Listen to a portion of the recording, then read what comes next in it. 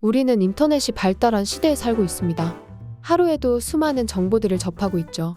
정보는 꾸준히 들어오지만 그 양이 너무 많아 머릿속에 모두 담지 못하고 흘려보냅니다. 그리고 정작 중요한 순간에 적절한 내용이 떠오르지 않아 아쉬울 때가 많습니다. 세컨드 브레인의 저자 티아고 포르테님은 대학 3학년 갑자기 목구멍이 아프기 시작했습니다. 병원마다 모든 검사를 다 받았지만 이유를 알 수는 없었습니다. 이대로는 안 되겠다는 생각에 병원에서 모든 진료 기록을 받아와 기록을 스캔해 컴퓨터에 저장했고 내용들을 정리하기 시작했습니다. 모든 기록들을 정리하다 보니 특정한 패턴이 있었고 증상의 이유를 찾아내 통증을 해결했습니다. 그때 저자는 메모의 중요성을 깨달았고 그 후 취직한 회사에서도 컴퓨터 메모 앱으로 수많은 업무들을 정리하고 수월하게 풀어갔습니다.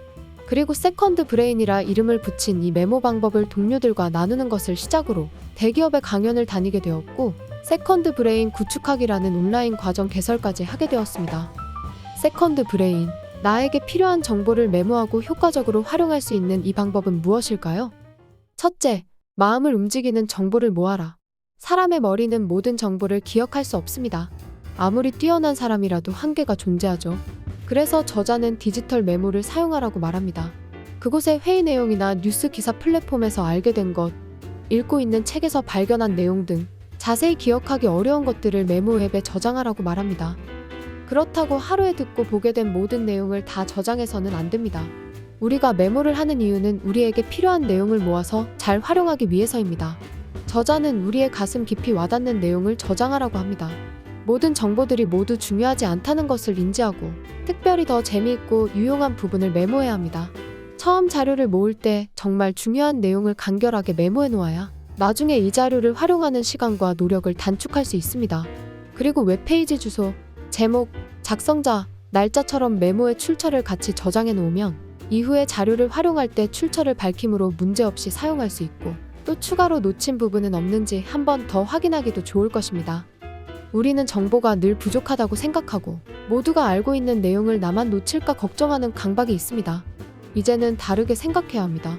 우리에게 정말 필요한 정보는 전부가 아닌 일부이고 그것을 잘 캐치해서 메모한다면 더 이상 걱정할 일은 없다는 것입니다. 내가 보기에 흥미롭고 관심이 생기고 내 눈에 띄는 정보를 찾아 메모한다면 수많은 정보들에 빠져 허우적대지 않고 멋지게 헤엄쳐 나갈 수 있을 것입니다. 우리의 목표는 진짜로 주목할 만한 아이디어와 지식만 수집하는 것이어야 한다.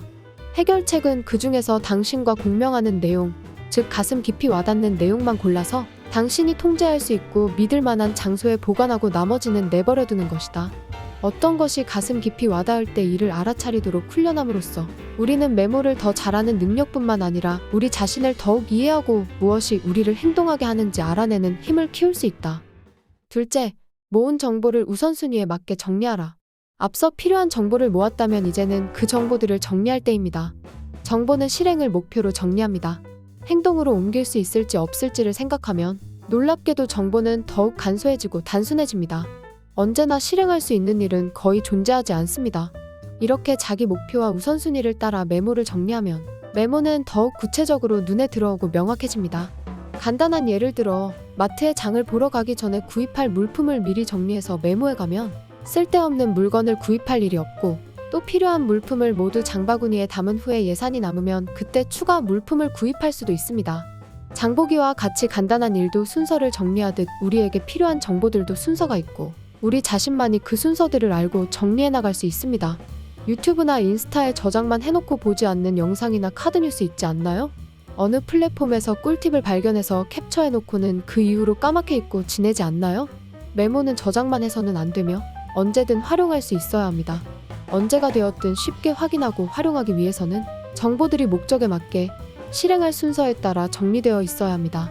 메모에 굵은 글씨로 표시하거나 노란색으로 하이라이트 처리를 하고 또 내용을 압축해서 요약본을 메모 상단에 몇 자 적어 정리해 놓는다면 이후 필요한 정보를 찾는 데 쓰는 시간과 에너지를 아끼는 데 매우 큰 도움이 될 것입니다. 우리는 정보를 외부 세상에서 사용하지 않고 과다하게 축적만 해서 관리하느라 시간을 낭비하지 않도록 경계해야 한다. 발견 용이성이란 메모 내용을 얼마나 쉽게 찾아낼 수 있는지 또 가장 유용한 핵심에 얼마나 쉽게 접근할 수 있는지를 뜻한다.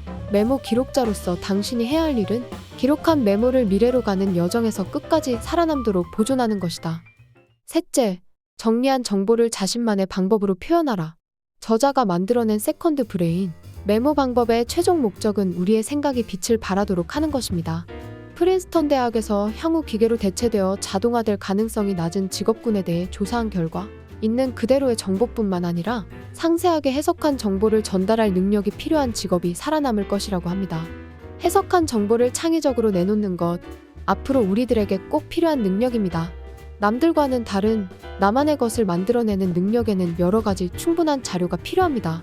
그래서 우리는 필요한 정보를 메모 앱에 꾸준히 모으고 우선순위에 따라 정리해 놓는 것입니다. 우리의 생각과 의견을 뒷받침할 자료가 충분할 때 우리는 아이디어 내놓기를 두려워하지 않을 것이고 여기서 얻은 자신감과 성취감으로 더 나은 창조를 향해 나아갈 수 있을 것입니다. 끊임없이 밀려드는 정보의 바닷속에 최종적인 것은 아무것도 없습니다. 정보가 쌓이고 완벽해지기를 기다리기보다 먼저 내 생각을 전달하기 시작하고 여기에 피드백을 받으며 개선해 나가는 것이 더 현명합니다. 새로운 것을 생각하면서 글을 쓰거나 무언가 만들어내는 과정 속에 사용된 정보들은 진짜 내 것이 될 것이고 우리는 더 이상 정보의 소비자가 아닌 생산자의 자리에 서게 될 것입니다.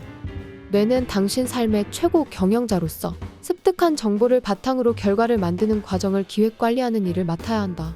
생물학적 두뇌는 기억하는 일을 외부 시스템에 넘겨야 하며 그렇게 하면 새로운 지식을 더욱 창의적인 방법으로 마음껏 흡수하고 통합할 수 있다.